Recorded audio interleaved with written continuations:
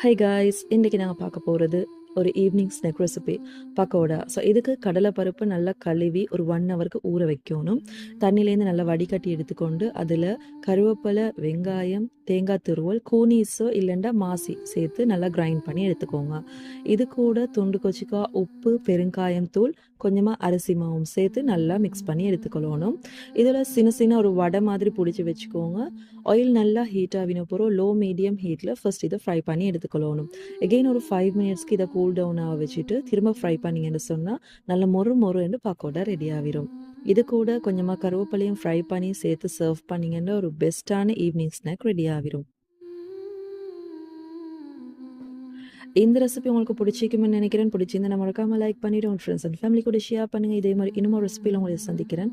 அது வரைக்கும் take care, பாய், அஸ்ஸலாமு அலைக்கும்.